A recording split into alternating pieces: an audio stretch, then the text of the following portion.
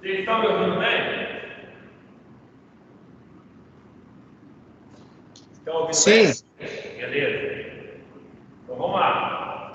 Vou deixar aqui, né, porque caso alguém esteja presencialmente, tá? A aula de matemática de engenharia. Vamos falar um pouquinho hoje sobre alguns fenômenos de cristalização, fusão e transição vítrea que acontecem nos polímeros, tá? Primeiro, cristalização, fusão, transição vítrea. Vamos falar sobre as temperaturas de fusão e de transição vítrea e os fatores que influenciam as temperaturas de fusão e também de transição vítrea, ok? Bom, fenômenos de cristalização, fusão e transição vítrea. Três fenômenos são importantes em relação ao projeto e ao processamento dos materiais poliméricos. São a cristalização, a fusão e a transição vítrea. A cristalização é o processo pelo qual, através do resfriamento, uma fase sólida ordenada, ou seja, cristalina, é produzida a partir de um polímero que foi fundido com uma estrutura molecular altamente aleatória. Então, primeiro ponto, cristalização, que é o quê? É quando uma fase onde tem ordem, uma fase que você vê a questão ordenada, né, bem organizada, ela é produzida em um polímero que não tem essa questão ordenada, ok? Não tem essa questão ordenada. A transformação por fusão é o inverso. Ocorre quando o polímero é aquecido. Enquanto a cristalização é através do resfriamento, a fusão ela acontece quando o polímero é aquecido, tá? Já o processo de transição vítrea ocorre com os polímeros amorfos ou que não podem ser cristalizados, os quais, quando resfriados, a partir do estado fundido, eles tornam-se sólidos rígidos, mas que ainda retém uma estrutura molecular desordenada, que é característica do estado líquido, tá? E aí, quando você vai falar dessa questão de transição vítrea, lembra do vidro, que ele, mesmo sendo rígido e frágil, ele se comporta como um líquido altamente viscoso, com uma viscosidade muito alta, né? Muito alta. Então, tenha essa comparação aí, tá? E é um polímero que ele não vai se tornar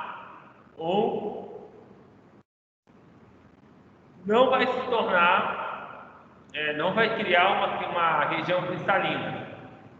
Ele vai sempre ser desordenado igual o vidro é, ok? Obviamente, para ambos esses três processos de cristalização, fusão e também de transição vítrea, você vai ter uma mudança nas propriedades físicas e mecânicas do material. Além disso, para os polímeros que são semicristalinos, as regiões cristalinas terão fusão e cristalização, enquanto as áreas não cristalinas passarão por uma transição vítrea. Então, pode acontecer no mesmo polímero duas situações, né? Fusão e transição vítrea, ou até mesmo cristalização e transição vítrea, né? Acontecendo de uma maneira ordenada, um acontecendo na parte cristalina e o outro na parte não cristalina, tá? Um na parte cristalina e o outro na parte não cristalina. Bom, Vamos começar pela cristalização. Uma compreensão desse mecanismo e também da cinética da cristalização é importante, uma vez que o grau de cristalinidade ele influencia nas propriedades mecânicas e térmicas dos materiais. Nós já falamos sobre isso. Nós já falamos de como esse grau de cristalinidade influencia nas propriedades mecânicas e térmicas dos materiais. E a cristalização, boa noite. A cristalização de um polímero fundido ocorre por processos de nucleação e crescimento. E nós já falamos também, quando estudamos metais, sobre essas transformações de fases, né? Lembrando que nos polímeros, quando a gente fala de cristalização, a gente já fala daquele cristal que surge, né? Desse camarada aqui, ó. Esse cristal aqui, ó. Isso aqui é a região de cristalização. E isso ocorre nos polímeros e é chamado de esferulito, tá? E aí formam os núcleos. Esses são os núcleos, tá vendo?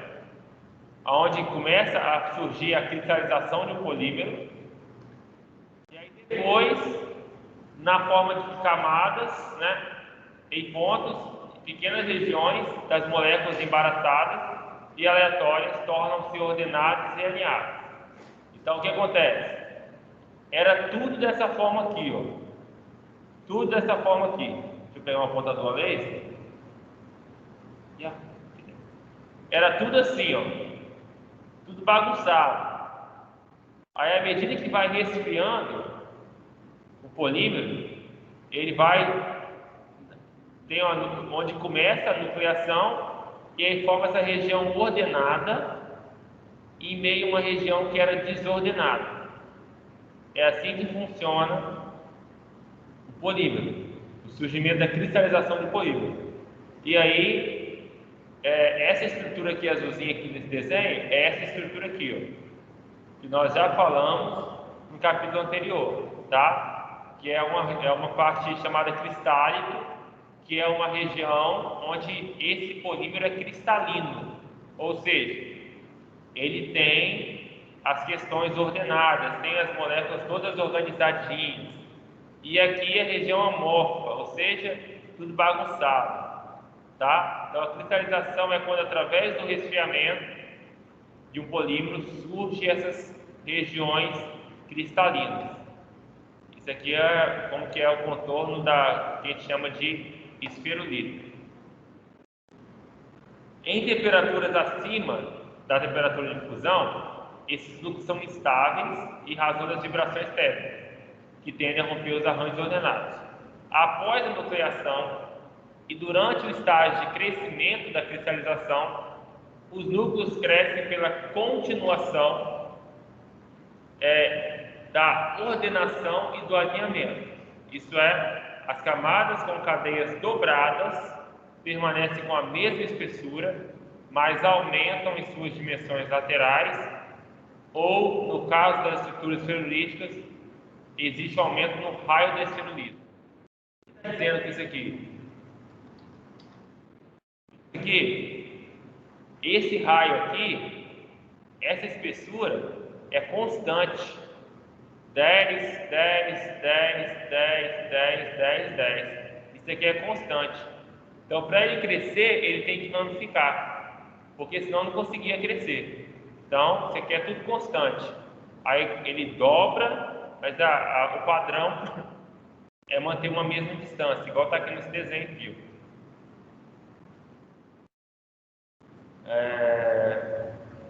A dependência da cristalização em função do tempo é a mesma que existe no estado sólido, tá? Isso aqui é uma figura lá do capítulo 10, que está falando de metal. Essa é a região de nucleação e essa é a região de crescimento, tá? Nos polímeros acontece a mesma coisa. É uma curva com forma sigmoidal que resulta quando a fração é transformada, ou seja, cristalizada. E é traçado em função do logaritmo do tempo. Então você tem aqui nucleação, surgindo os núcleos, aí depois começa a crescer. E aqui você tem 0%, e aqui você vai ter 100% da transformação, ou seja, aqui vai ser 100% cristalino, e aqui é 0% cristalino, tá? E a figura 15.17 mostra a cristalização do polipropileno em 3 temperaturas. Aqui, ó, esse gráfico aqui. O mesmo material, ok? Só que em 3 temperaturas diferentes. Em 140 graus, ele começa a cristalização em torno de 10 minutos e vai terminar essa cristalização em torno de 100 minutos, um pouco mais de 100 minutos. Em 150, começa aqui um pouco menos de 100 e vai até 1000.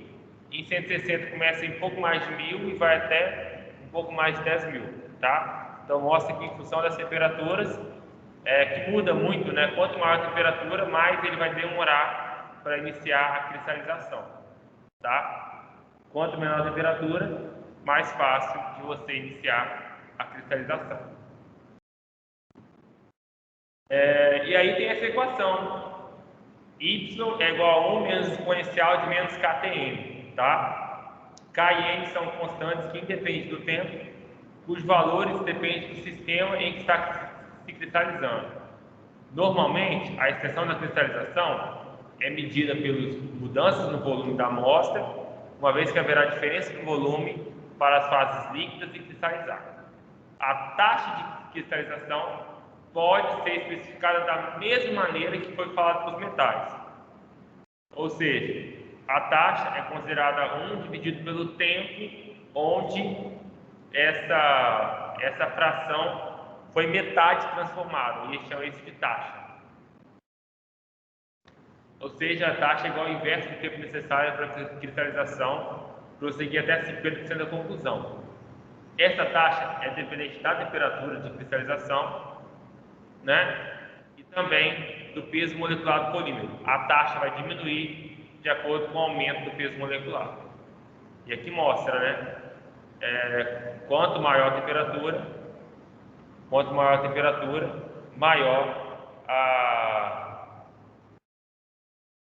a sua fração cristalizada aí, ok? Maior a sua fração cristalizada. Bom, só fazer um teste aqui na calculadora, vai ser mais fácil. Para o propileno, que é esse material que nós estamos em questão, não é possível obtenção de 100% da cristalidade. Portanto, na figura 15.17, que é essa que tem aqui abaixo, o eixo vertical está em uma escala de fração cristalizada normalizada, tá? O valor de 1 para esse parâmetro corresponde ao nível de cristalização mais elevado que é obtido durante os ensaios, o qual na realidade é menor do que o equivalente a uma cristalização completa. Só está dizendo aí que você não consegue saber exatamente quando que termina, porque nunca termina, né? Mas aí se escolhe o valor máximo que se consegue alcançar de nível experimental, porque os polímeros eles não cristalizam completamente. Até porque, olhar para essa imagem, é impossível o polímero ser 100% cristal, porque vai sobrar imagens no meio deles que são bagunçadas, são amorfas, então não tem como. Quanto mais tempo vai aumentando essa ramificação, mas aqui vai ficar um pedacinho ou outro. Então vai ficar um pouquinho sem ser cristalizado também, tá? Então isso é a questão da cristalização. Eu vou até aproveitar agora, antes de entrar no resto da matéria, eu quero resolver com vocês essa questão aqui no fundo, que eu deixei por último, mas eu quero resolver logo, que é: determine os valores para as constantes N e K da equação 10.17 na cristalização do polipropileno a 150 graus. Beleza? Determine o valor para constantes N e K. Como que eu vou fazer isso?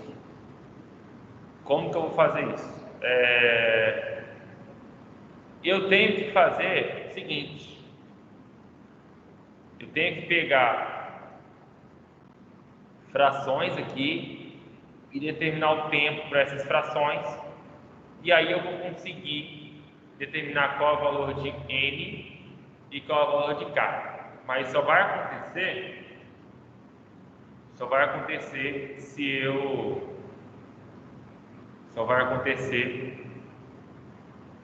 eu formar um sistemazinho, né, de equações, ok?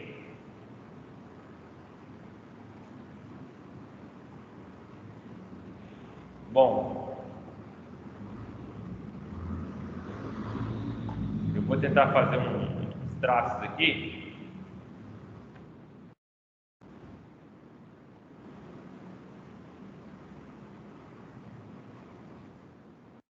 Poder analisar esse gráfico, ok? Eu preciso de 2 pontos no gráfico para analisar ele. Com 2 pontos, eu consigo definir quem eu quero. Então, eu vou pegar um ponto aqui no 0,2, ok? Vou deixar ele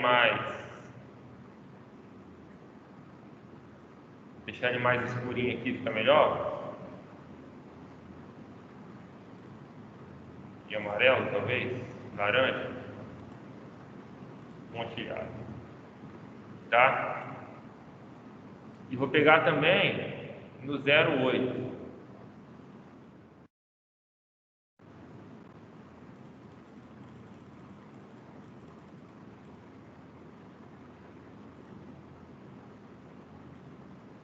Beleza?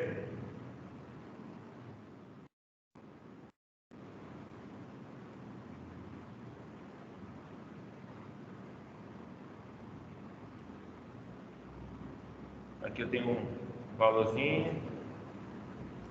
Aqui eu tenho um valor.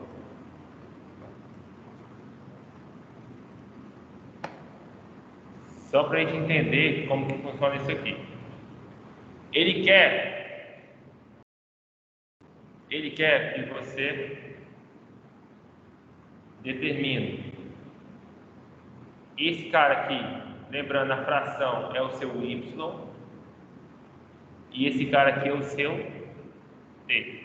Ele quer que você determine quem é o valor de k e quem é o valor de n, tá? É o que ele está pedindo. O que a gente tem que fazer?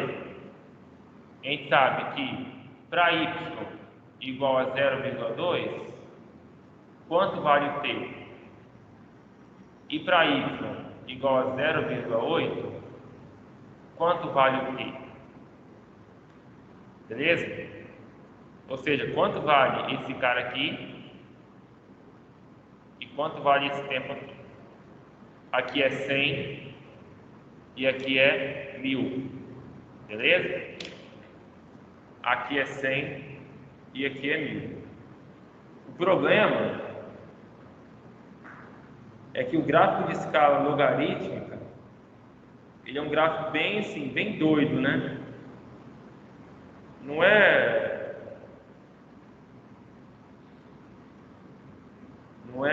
um gráfico assim fácil de se entender, mas aqui nós vamos colocar valores chutados mesmo, chutados.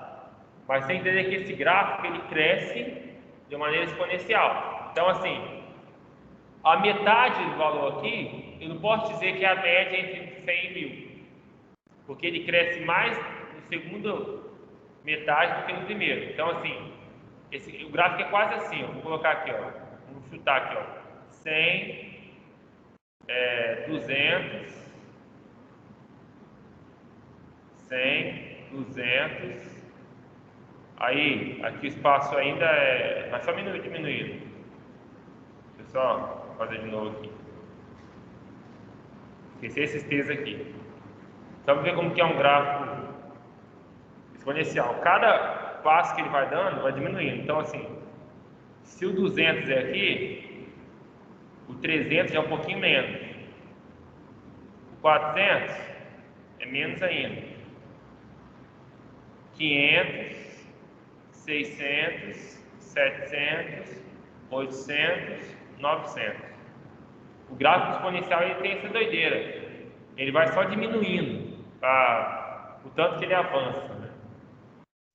Então aqui avançou 100 e aqui avançou aqui mais quase 300. Então, vamos pegar esses valores. Aqui é 400, aqui é 500, aqui é 600. Então vamos considerar o tempo aqui igual a 300 e o tempo aqui nós vamos considerar igual a 550. É lógico que nossa adaptação aqui não vai estar perfeita, galera, mas a ideia é ter uma aproximação. Então eu tenho aqui y igual a 0,2, t é igual a 300, y é igual a 0,8, t é igual a 550. E qual é a função? Y é igual a 1 menos exponencial de menos ktn, né? Beleza?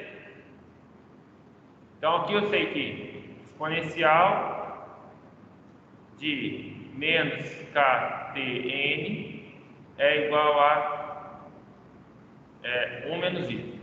Beleza? Espaço para lá ficou positivo, espaço para cá ficou negativo. Vamos aplicar agora o sistema. Para a primeira equação, para os primeiros valores aqui, eu tenho exponencial de menos k vezes 300 elevado a n é igual a 1 menos 0,2. E eu tenho aqui exponencial de menos k vezes 550 elevado a n é igual a 1 menos 0,8. Isso aqui é igual a 0,8, isso aqui é igual a 0,2. Beleza? Isso aqui é igual a 0,8 e igual a 0,2. O que eu tenho que fazer aqui, nessas duas equações, é isolar, né? Tipo assim, tirar uma equação da outra para poder manter duas equações, mas eu tenho que acabar com isso aqui para poder trabalhar esses valores, né? Então eu vou aplicar ln nos dois lados. Vai ficar aqui ln de E vai dar menos k vezes 300 elevado a n é igual a ln de 0,8. E menos k vezes 550 elevado a n é igual a ln de 0,2. Beleza?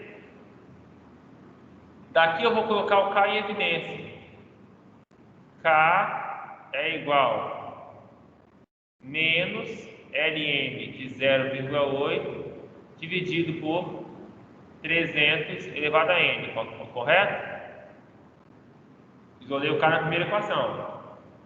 Vou isolar o K na segunda equação. K é igual a menos ln de 0,2 vezes sobre 550 elevado a n. Ok? K é igual a K, não é? Então eu tenho aqui menos ln de 0,8 sobre 300 elevado a n é igual a ln menos também 0,2 550 elevado a n. Vou só mudar isso aqui de posição, tirar esse menos, que menos é mais, vai ficar 550 sobre 300 elevado a n é igual a ln de 0,2 sobre ln de 0,8. Ok? E agora, como que eu faço para descobrir esse valor de n?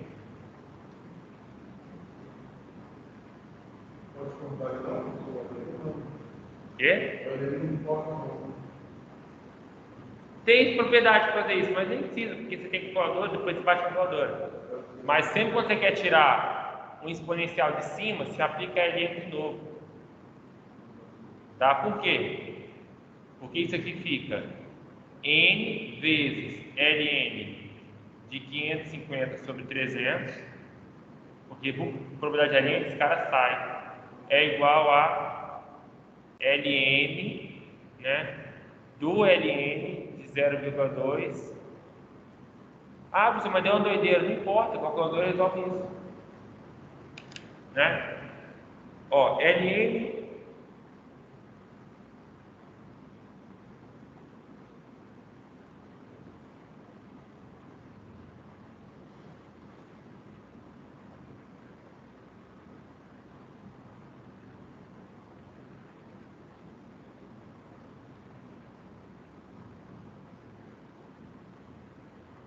agora, só para quem quiser saber propriedade de LN, isso aqui é igual a LN de menos 0,6, tá?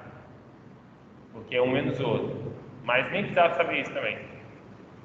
O N aqui vai ser igual a LN do LN de 0,2 sobre 0,8 dividido pelo LN de 550 por 300. O matemático ia achar ridículo você escrever assim. Só que temos máquina na mão para fazer, tá? Vai dar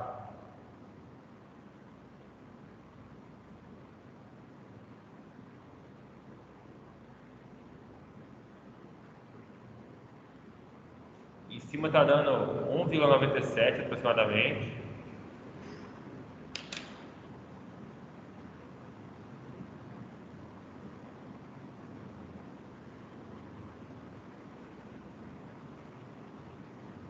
O resultado final disso aqui tudo está dando 3,2597.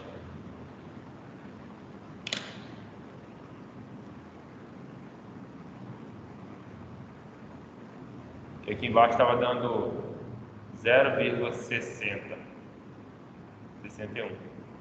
Aí quando dá a divisão, o final vai dar 3,2597. Então o valor de N nós achamos, tá? O valor de K não é difícil achar também não, por quê?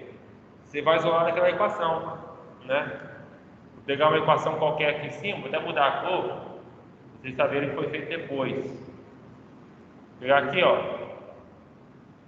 menos ln de 0,2 dividido por 550 elevado a 3,2597. Esse K vai dar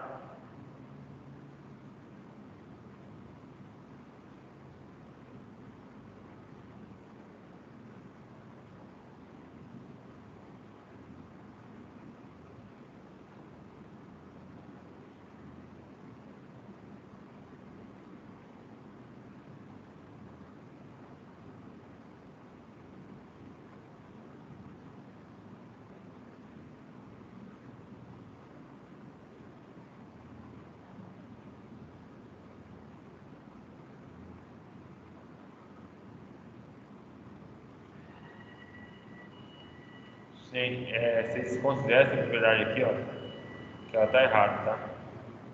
Vou consertar isso.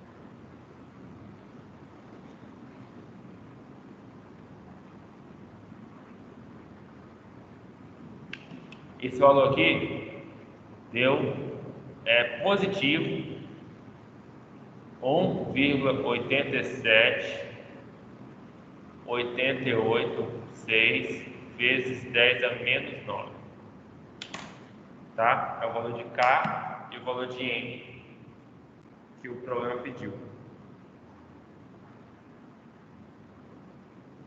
valor de K e também o valor de N. Beleza?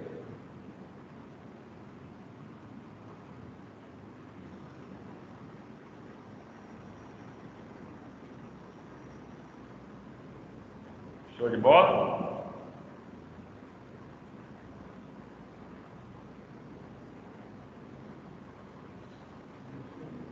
Então é sistema. E vocês percebem que nessa matéria tem muita mania de ter sisteminha, né? Você tem dois pontos para achar dois valores. Isso aí tem muito nessa matéria, tem muito mesmo. Na aula passada a gente viu um que era sisteminha, que você achava o A vezes sisteminha. Aqui é a mesma coisa, acho que cai o N nesse sistema. Eu caio muito sistema nessa matéria, tá? Então sempre, o bom é que assim, como as equações variam da mesma coisa, quando você isola um, aí você iguala de um lado e outro, você resolve o sistema. Não precisa fazer aquele método de substituição. O quê? Cara, o LN é fundamental para isso. Por exemplo, uma equaçãozinha aqui ridícula. Equaçãozinha ridícula, né? Uma ridícula, mas assim, que a gente não sabe fazer. Você pega 3 elevado a x é igual a 12. Logaritmo não sai. Logaritmo não sai. Mas o natural sai. Tudo bem? Ln de 3 elevado a x é igual ao Ln de 12. Né? O x ele desce por propriedade do Ln. X Ln de 3 é igual a Ln de 12, x é igual a Ln de 12 dividido por Ln de 3. E aí você baixa na calculadora, não tem jeito. Ln de 12 dividido por Ln de 3, x aqui é igual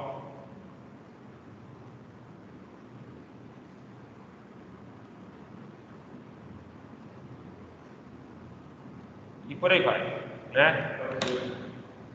Então o LN é uma ferramenta assim muito top para você descer um X, descer uma incógnita, é o LN, tá? E sempre que você vê esse XP aqui, eu falo que a primeira vez que eu vi esse XP, eu achei que fosse uma função nova, mas não é. XP de X é a mesma coisa que o exponencial de X que a gente aprendeu em cálculo. É a mesma coisa, só que a gente acaba, como está acostumado com uma escrita, e o Cálice, se ele pega uma outra escrita, a gente acaba se perdendo. Mas é a mesma coisa. Beleza? É a mesma coisa. Nossa, quando eu fiz interpolação, porque eu achei que era uma função nova, nada a ver. Era só jogar no LN que resolve tudo, sai tudo. E...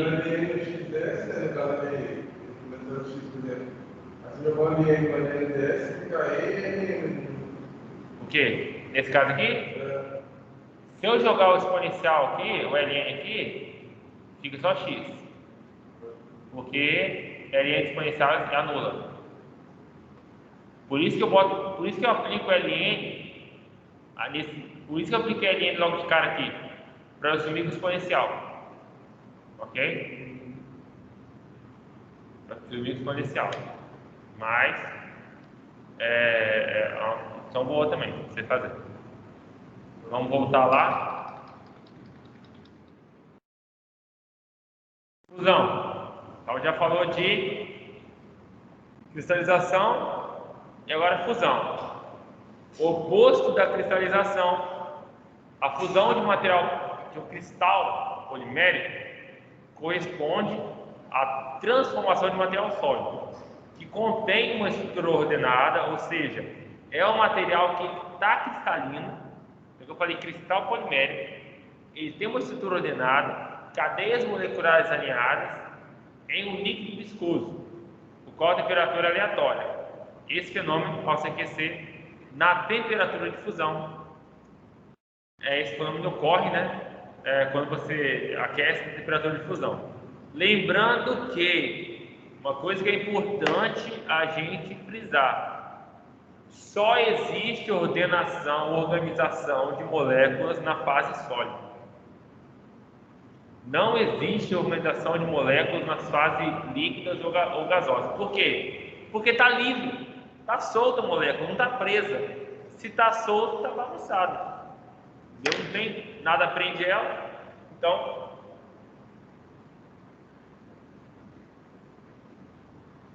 não existe organização molecular em fase líquida ou fase gasosa. Só existe organização molecular e nem sempre ainda em fase sólida, né? Então não existe líquido cristalino. Embora a gente olhe assim, a água é um líquido cristalino, mas em relação à beleza, em relação à organização de molécula, não existe líquido cristalino, não existe vapor cristalino, só sólido cristalino. Então a fusão é quando você aquece um cristal polimérico que era organizadinho, mas quando aqueceu, você organizou tudo, porque ele virou um líquido, né? E aí até nos ajuda a entender, quando a gente fala de não existe líquido cristalino, o que é um material sólido não cristalino como o vidro. O vidro é como se fosse um líquido bem enrijecido, ele não é como se não fosse sólido. Tanto é que em algumas janelas muito antigas, a espessura do vidro embaixo ela aumenta.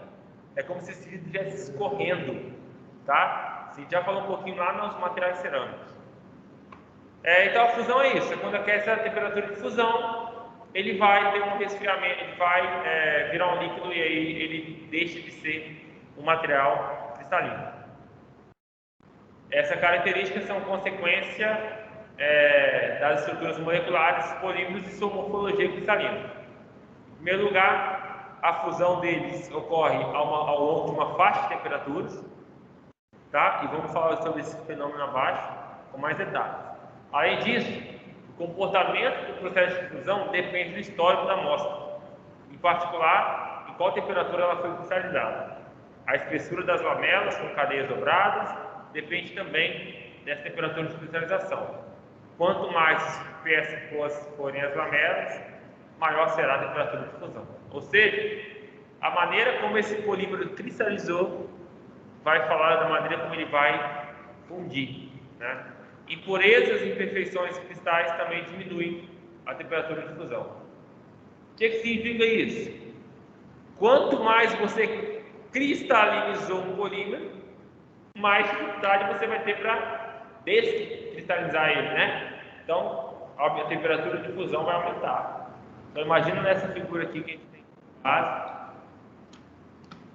Quanto maior for a espessura dessas lamelas e, consequentemente, maior será a sua cristalinidade, menor a sua região amorfa, maior vai ser a sua temperatura de fusão. Então, maior vai ser a dificuldade que você vai ter para retornar ele a um material com uma fase desordenada, né?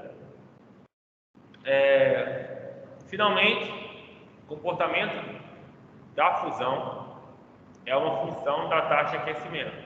O aumento dessa taxa resulta em uma elevação da temperatura de fusão, tá? Como foi observado aqui na seção 15.8, que falou sobre os fatores que influenciam as propriedades mecânicas do sêmen cristalino, os materiais poliméricos eles respondem a tratamentos térmicos que produzem alterações tanto estruturais como alterações nas propriedades. O aumento, como já falamos, da espessura das lamelas, ela pode ser induzido com o recozimento em uma temperatura imediatamente abaixo de fusão. O recozimento também eleva a temperatura de fusão pela diminuição do número de lacunas. Resumindo, dando imagem para isso, o que nós temos? Nós aprendemos que nos metais, quando você faz o recozimento do metal, o que acontece com ele? Ele se torna mais macio, né? Geralmente, em recozimento, você usa algum metal que é muito duro, você quer aliviar tensões internas, então você faz um recozimento. Esse recozimento, o que ele faz nos metais? Ele faz um rearranjo. Ele pega o que já estava arrumado, mas ele desarruma e arruma de novo. É como se tivesse uma faxina na casa, né? Está arrumado lá na despensa, mas quando você tira tudo e arruma de novo, você consegue melhorar a organização ali. Mesmo, é o que acontece nos recozimientos metais. Estava já arrumado, já era cristalino, só que às vezes por causa do tratamento térmico muito rápido, ou até mesmo por causa de uma deformação mecânica a frio, aqueles grãos ficaram encruados, ou até mesmo com muitas tensões internas. Então você faz um recozimento para aliviar tudo aquilo. Então, lembrando lá de ciências materiais. Só que nos polímeros é diferente. Já estava bagunçado. Quando você faz um recozimento, você arruma.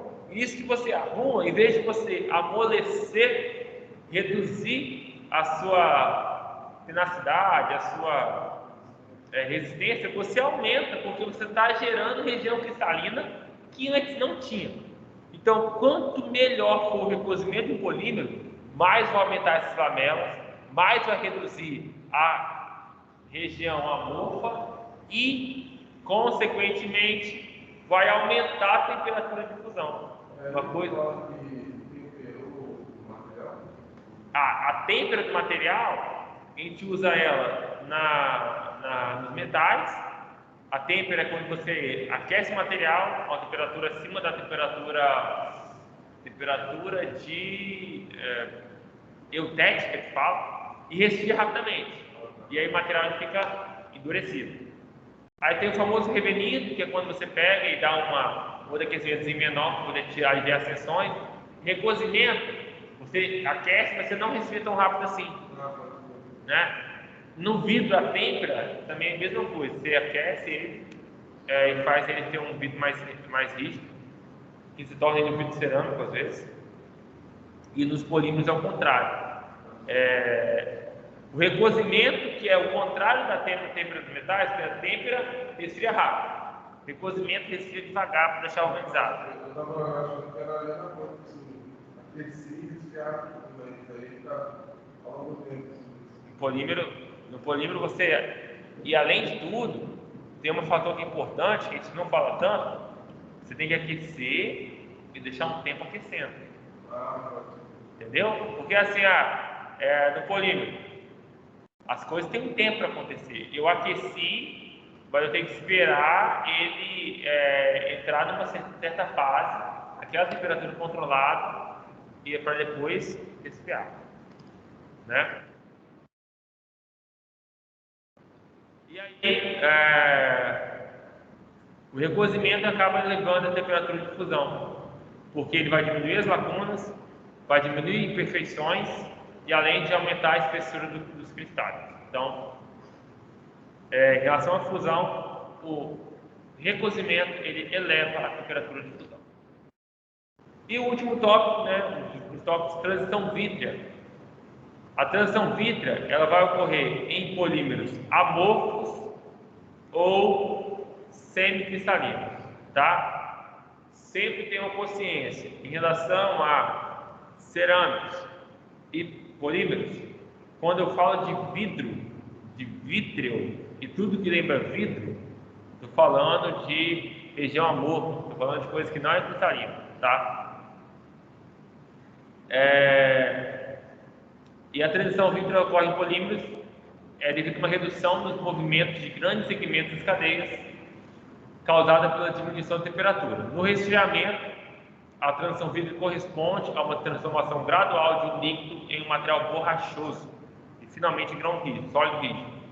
A temperatura na qual o polímero apresenta a transição vítrea, a transição do estado borrachoso para o rígido é denominada temperatura de transição vítrea.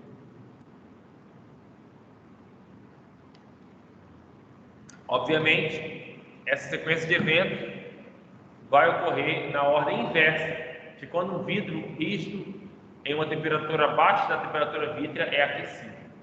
Mudanças bruscas em outras propriedades físicas acompanham essa transição vítrea, de acordo com o que está na próxima figura, que é 15.7. Olha que interessante a figura. Mostra, você tem aí o polímero, uma região vítrea, tá? Numa região vítrea, e aí vem a partir da temperatura de transição vítrea, eu estou aquecendo, né? Ele passa a ser um coriáceo, depois borrachoso e por fim escoamento viscoso como líquido. E aqui é a temperatura de fusão, tá? Então, temperatura de transição vidro e temperatura de fusão, ok? E aí como que diminui o modo de relaxação desse material de acordo com a temperatura? Ele é um material vítreo, rígido, vai aquecendo. Ele entra na fase de ser um coriáceo, que é como se fosse um couro, né? Depois vira um borrachoso, já é um escoamento com borracha e por fim um escoamento líquido. Lembrando que aqui não é líquido ainda. Ele está um plástico bem mole, um sólido bem mole. Líquido vai ser depois da temperatura de fusão. Então, é o que acontece, é as fases que acontecem de um material polímero quando ele vai ser aquecido, né? O escoamento que está na casa de entre 1000 e 10.000 MPa, a temperatura de 60 graus, quando chega em 140 já está na casa de menos de 1 megapascal. Na casa de 200, zero, né? Quase zero, bem próximo de zero.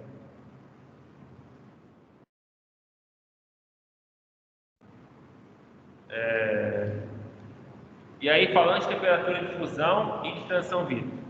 As temperaturas de fusão e transição vítrea são parâmetros importantes relacionados com as aplicações e serviços polímeros. Elas definem os limites de temperatura superior e inferior para numerosas aplicações, especialmente para os semicristalinos.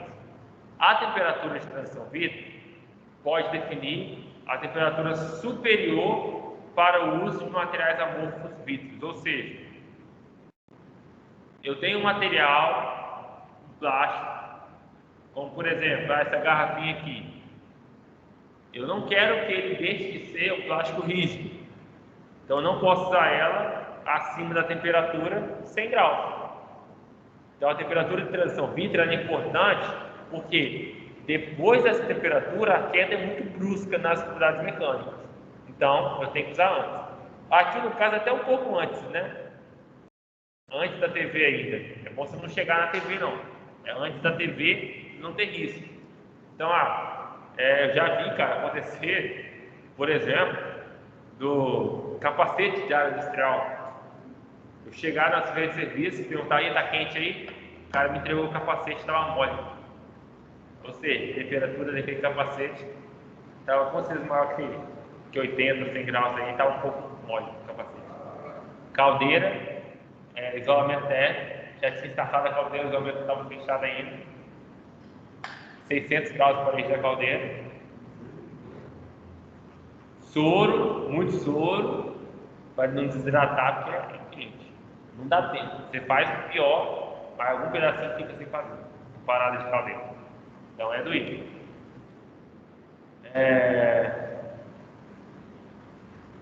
Além disso, os valores de TF e TV também influenciam os procedimentos de fabricação e de processamento para os polímeros e os compostos de matriz polimérica. Então, assim, essas temperaturas elas vão falar sobre o seu processo. Eu quero fabricar essa tampinha. Então qual é a temperatura de fusão dela? Nessa temperatura que eu sei que vai virar um líquido totalmente e aí eu vou poder formar ou desinformar, dependendo, por aí vai. As temperaturas nas quais a fusão ou a tensão ocorre para o polímero são determinadas da mesma maneira que cerâmicos, a partir de um gráfico do volume específico em sua temperatura. E a figura 15.18 vai mostrar esse gráfico, ok? Vai mostrar esse gráfico, tá? Então aqui é o volume específico em sua temperatura. Percebe que para um sólido cristalino, o volume específico ele vai subindo, né, de acordo com o aumento da temperatura, de uma maneira linear, ok? Linear. E aqui ele aumenta muito. Repara que está linear. Nada mudou com a temperatura do vidro. Já um vidro é linear até atingir a temperatura de transição vítrea. Quando atinge essa temperatura, ele passa a ser exponencial. Aqui no palhaço, isso aqui é uma curva exponencial, tá? E vai aumentando até a temperatura de fusão continua aumentando. Um sólido semicristalino, ele reúne as propriedades dos dois, né? Ele vai linear, quando chega nesse ponto ele aumenta um pouquinho o seu coeficiente de angular, né? Por quê? Se ele fosse só sólido seria assim, vidro seria assim. Como ele é semicristalino, ele tem uma diferença. Mas repara que esse ponto é um ponto onde há mudanças bruscas nas propriedades mecânicas. Lembrando que o volume específico é o oposto da densidade. Então, significa que a densidade está caindo com a temperatura. É a figura 15.18 mostrou isso. E aqui é um comparativo com a figura 15.13.11. Tá? Você percebe que é bem parecido isso em relação aos cerâmicos.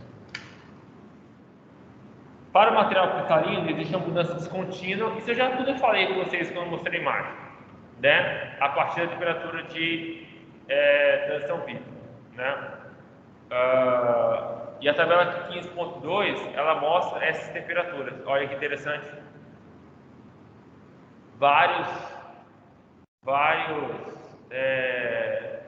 polímeros, tá? E suas respectivas temperaturas de transição vítrea.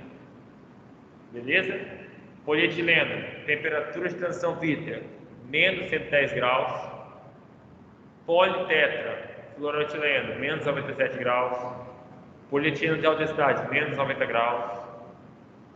O que significa isso?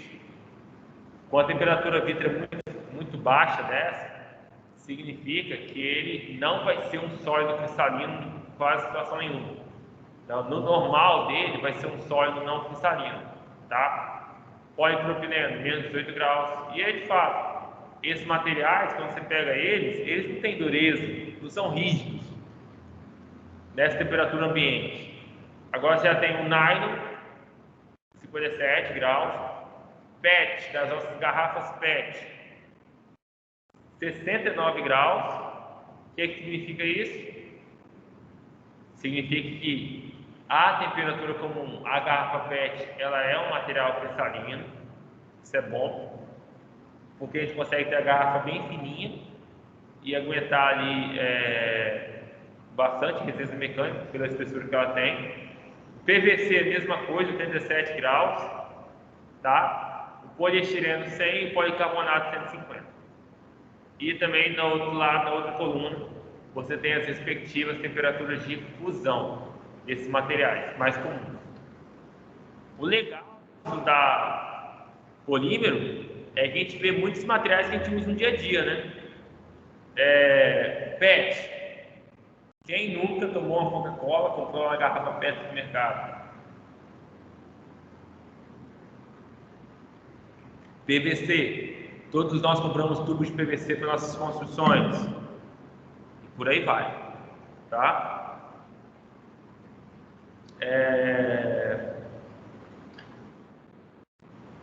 Fatores que influenciam as temperaturas de fusão e também as temperaturas de transição vítrea. Quais são? Bom, durante a fusão de um polímero, ocorrerá um rearranjo das moléculas na transformação de um estado molecular ordenado em um estado molecular desordenado. A composição química e a estrutura molecular influenciam a capacidade das moléculas da cadeia do polímero em realizar esse rearranjo e, portanto, afetam também a temperatura de fusão, tá? Então, obviamente, a composição química elas vão influenciar essa temperatura de fusão.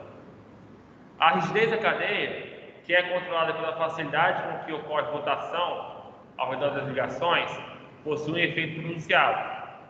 A presença de ligações duplas, a gente já falou isso várias vezes, a presença de ligações duplas e de grupos aromáticos na cadeia principal reduz a flexibilidade da cadeia e vai causar um aumento da temperatura de fusão.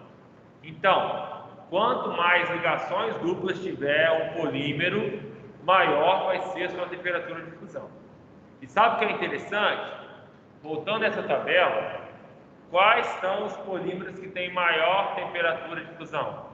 São os polímeros que, se a gente voltar lá na primeira aula de polímero e ver as unidades repetidas, são os polímeros que têm ligações duplas na sua unidade repetida. Tá? Então, poliestireno tem ligação dupla, PVC que a gente não tem a ligação dupla, mas tem um polímero, tem um material pesado que é o cloro, e por aí vai.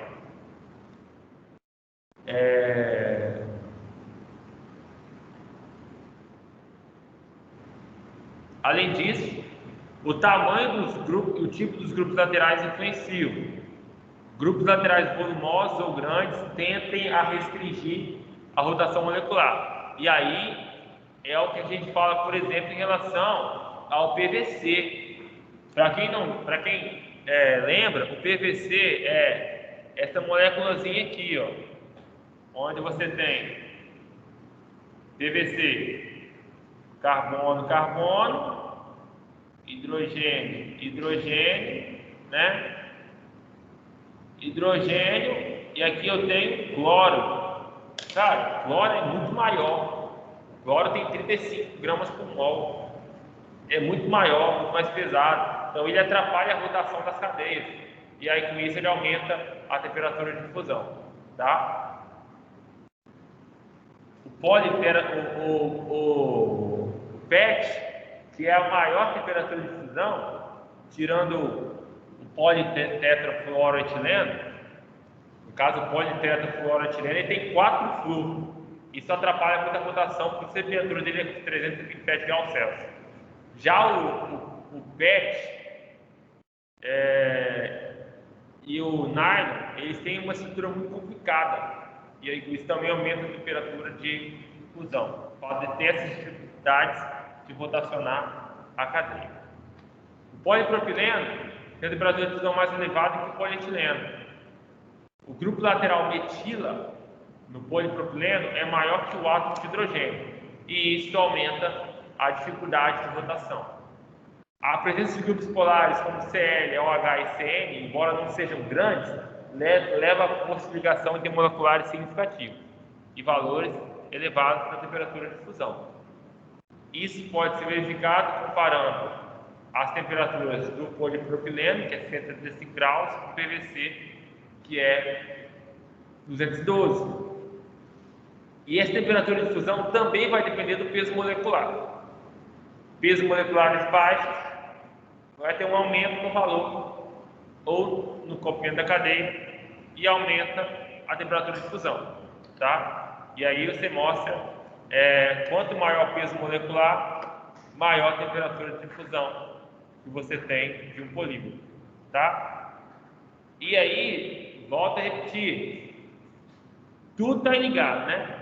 Por quê? Se eu tenho um grupo polar como cloro, como flúor, que aumenta o peso molecular unitário, aumenta o peso molecular da cadeia, aumenta a temperatura de fusão. Então, tudo ligado.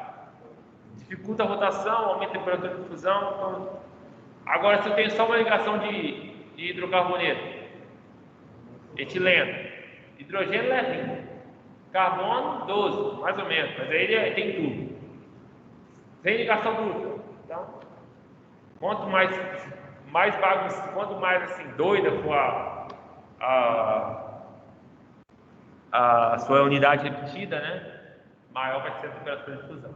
Tá?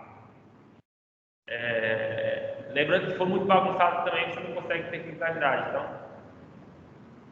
e aí essa tabela aqui mostra que quanto maior, você vai ter também uma temperatura de fusão. O grau de ramificações também afeta o polímero. Quanto mais ramificações laterais, mais defeitos, e aí vai reduzir. O polietileno de alta densidade, ele é um polímero linear, tem a temperatura de fusão 117 graus, mais elevada que o polietileno de baixa densidade, que tem ramificação. Então aqui, estamos falando do polietileno, que é simples. Lembrando que o polietileno, ele é basicamente carbono, carbono, hidrogênio, hidrogênio, ok? Hidrogênio, se ele for de alta densidade, é quando ele já é bem linear e aí mais cristalino, maior temperatura de fusão, tá? Agora, se eu for colocando ramificação lateral, eu vou colocar efeitos e aí eu vou reduzir a minha temperatura de fusão. Falamos da temperatura de fusão, agora a gente fecha falando da temperatura de transição vítrea. No aquecimento, pela temperatura de transição vítrea, um polímero sólido amorfo transforma-se de um estado rígido para um estado borrachoso. De maneira correspondente, as moléculas que estão virtualmente congeladas em suas posições abaixo da temperatura de transição vítrea começam a apresentar movimentos de rotação e de translação acima das temperaturas. Dessa forma, o valor da temperatura de transição vítrea dependerá das características moleculares que afetam a rigidez da cadeia. A maioria desses fatores e suas influências são os mesmos para a temperatura de fusão. Novamente, a flexibilidade da cadeia é diminuída e o valor de TV é aumentado pela presença de grupos laterais volumosos. Os respectivos valores de TV para o propileno e para o polietileno são menos 18 que 100 graus. Ou seja, olha aqui, o polipropileno e o poliestireno, menos 18 e 100 graus. Qual é a grande diferença? Esse cara aqui, ele tem a presença de mais grupos laterais, né? O poliestireno tem a presença de mais grupos laterais, e aí ele vai influenciar na temperatura de transição vítrea. Grupos polares, o valor de TV para o policloreto de vinilo e polipropileno são 87 e menos 18. Então, de acordo com o grupo polar, você vai ter uma redução ou um aumento na temperatura de transição vítrea. E ligações duplas também tendem a enrijecer a cadeia polimérica e aumentar, assim, a temperatura de transição vítrea. O aumento no peso molecular, ele também vai levar a um aumento na temperatura de transição vítrea, como observado na figura 15.19, que nós já mostramos aqui. Quanto maior o peso molecular, maior a temperatura de transição vítrea de um material, tá? Uma pequena quantidade de ramificações, ela pode acabar reduzindo a temperatura de transição vítrea. Por outro lado, uma alta densidade reduz a mobilidade e eleva a temperatura. Então, assim, se for pequenas ramificações, pode acabar inserindo defeitos e reduzir essa temperatura. Mas se for muito grande, pode tirar a mobilidade da cadeia e elevar a temperatura. Alguns polímeros amorfos apresentam ligações cruzadas. Ligações cruzadas elevam a temperatura de transição vítrea. Essa ligação por quê? Porque elas restringem o movimento molecular. Lembrando, gente, que quando a gente fala de polímero, os polímeros eles sempre vão estar ligados numa cadeia que está do lado da outra. Vai sempre estar ligado. Essa ligação, às vezes, ela vai ser uma ligação intermolecular. Uma força de Van der Waals fraca. Mas sempre vai ter ligação. Não está solto assim.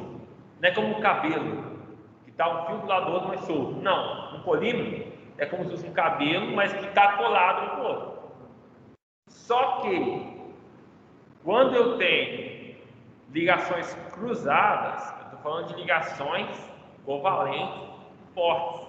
Essas ligações atrapalham a mobilidade e aí você vai ter uma maior temperatura de transição vítrea, tá? Aí fala de movimento fica impossibilitado, o movimento molecular em larga escala fica impedido e em razão desses polímeros não apresentarem uma transição vítrea ou seu consequente amolecimento. A partir da discussão anterior, é evidente que, essencialmente, as mesmas características moleculares aumentam e diminuem tanto a temperatura de fusão quanto a de transição vítrea. Normalmente, o valor da transição vítrea está situado entre metade e 0,8, 80% da temperatura de fusão, em Kelvin, tá? Consequentemente, para um monopolímero, não é possível variar de maneira independente de TF/TV. O maior grau de controle para esses parâmetros é possível pela síntese e também pela utilização de copolímeros. Por hoje é isso, tá? Relembrando que nós vimos até agora, tá? Dos fenômenos que ocorrem nos polímeros, que é cristalização, fusão e transição vítrea. Tá? E como isso é influenciado pelas temperaturas de fusão. E aí, se você, por exemplo, tiver algo que você vai levar para sua carreira, tiver uma situação em que tem que projetar algum material de polímero, algum material polimérico, essa tabela é fundamental para você, tá? A temperatura de fusão, ela não deve ser uma temperatura levada tanto em consideração a nível de projeto, ok? Leva em consideração a temperatura de transição vítrea. Lembrando que, se você está falando de um plástico que você quer rigidez, que você quer propriedade mecânica, esses outros plásticos, eu não tenho as propriedades mecânicas que estão evidentes. Ah, professor, mas o polietileno de alta densidade, ele é usado em tubulações na área industrial, mas com uma espessura de 2 polegadas. Porque ele não tem resistência mecânica assim. Então eu uso uma espessura de 2 polegadas. Eu não consigo usar um material desse com uma espessura de menos de 1 milímetro igual uma garrafa PET. Igual uma tuba de PVC. Não consigo. É uma cepa de uma parede de 50 milímetros. Não sei se alguém já viu essa tubulação na área industrial. A tubulação que passa hoje por baixo da terra. Na área da Transpetro, né? Eu até participei da equipe que montava as tubulações. Tem a linha de água salgada. Aí a linha de água salgada, que na verdade é a linha de incêndio, né? Como a água salgada está do lado, eles usam água salgada mesmo, não faz diferença no incêndio. E aí, por baixo da terra, eles passavam por tubulação de PAD, que é o polietileno de alta densidade. Por cima da terra, metálica mesmo, mas com filtro de sacrifício. Ok? Deu ruim, corroeu, trocou a junto e resolveu o problema. Mas, compensação, a tubulação bem espessa, espessura de 2 polegadas. Uma tubulação de 12, você imagina. Era 12 externo e interno era 8. Que era 2 e 2. Era pesado. E a solda era termofusão, na máquina que encaixava assim. Pressionava e esquentava. Trampo, rapaz, igual o Tatu se trabalhava, que era só na vala, né? Você tá doido. Mas a gente fez algumas conexões. Rapaz, a curva era massa, era cortada certinho. Termofusão. Bem interessante. Mas é isso, galera. Por hoje é só. E aí aguarde para dar continuidade. Depois eu propor trabalhos nessa matéria pra vocês fazerem aí, beleza? Mesmo que as aulas sejam voltando presenciais, não deve trabalhar nem nessa matéria, nem na matéria de elementos de máquina com avaliações presenciais, tá?